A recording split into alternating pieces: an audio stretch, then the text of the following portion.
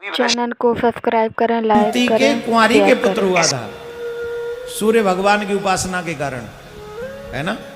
तो क्या चीज पे हाथ उठाना है, किस चीज पे नहीं, तो ये भी सोच समझ के ध्यान रखना चाहिए।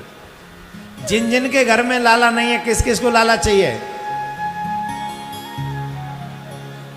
अरे जिन जिन को चाहिए हाथ उठाओ।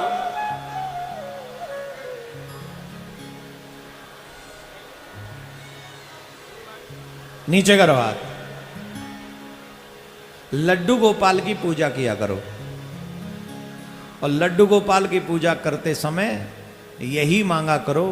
वैसे तो भागवत सुनने से, 7 दिन अगर आप भागवत सुने मन लगा के नियम से, जिस इच्छा से आप भागवत सुनेंगे आपकी वो इच्छा पूरी होगी, करेंगे ही भागवत उसे पूरी।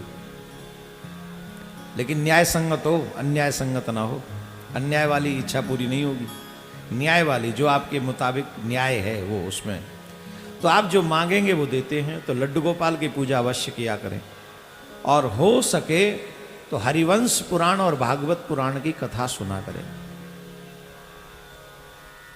लड्डू गोपाल जी पे तुलसी दल चंदन लगाकर चढ़ाया करें।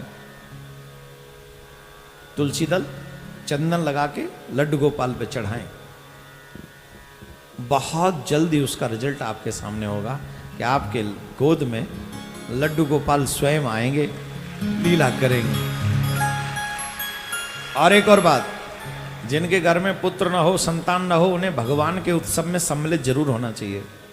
जिनके घर के बच्चों के विवाह में लेट हो रहा हो, उन्हें ठाकुर जी के विवाह में लेट जरूर जाना चाहिए, शामिल होना चाहिए। जब लगे ना हमारे बच्चों के घर में, आजकल तो बहुत लेट होता है विवाह, और ये समस्या होती जा रही है। ये एक बहुत बड़ी समस्या है कि हमारे बच्चों का विवाह बहुत लेट से होता है, और ये अपने आप में एक समस्या है। मैं निवेदन करूंगा 20-22 साल की उम्र में दोनों की शादी हो जानी चाहिए, चाहे बेटा हो या बेटी।